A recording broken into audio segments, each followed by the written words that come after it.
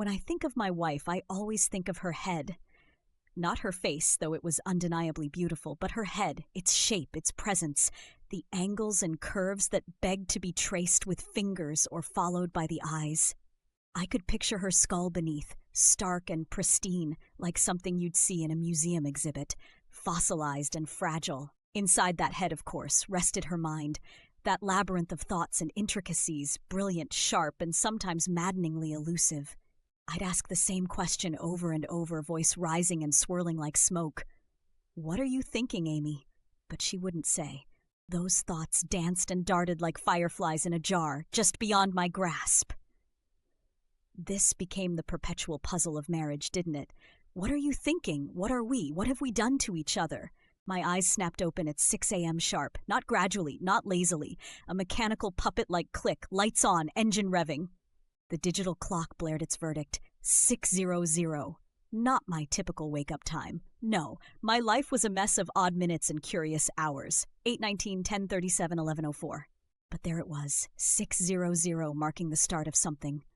Uneasy, uneven, unclear. The river outside mirrored the sun as it came clawing over the horizon, throwing its reflection through the paper-thin curtains of our uninspiring bedroom. It cast itself like a fiery spear in my direction, lighting up the clutter and cheap furniture that surrounded me. As if to say, "Get up, Nick. The world is watching. For better or worse, you're on stage now." I rolled over, trying to convince myself to stay in bed. But this wasn't New York anymore. This was Missouri, flyover country, and our house, a soulless cardboard cutout of suburban affluence, wasn't my choice. It was Amy's compromise. Or rather, the compromise I insisted she make. She never quite forgave me for dragging her here, to a ghost town of failed ambitions and half-built mansions. She called it punishment. She called me caveman-like in my insistence. I disagreed. I called it survival. But then, Amy could weaponize almost anything when she felt cornered. She stood proudly at the center of every moment in our marriage, electric, effervescent, and me? I was fading, shrinking into the background as our years together stretched and twisted like old elastic.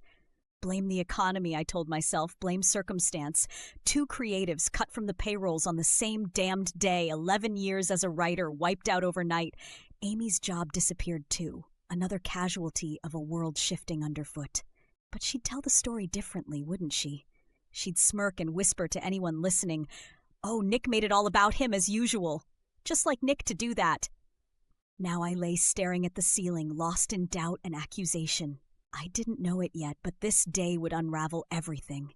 This day would mark the moment where all the cracks in our life became chasms. The beginning or maybe the end.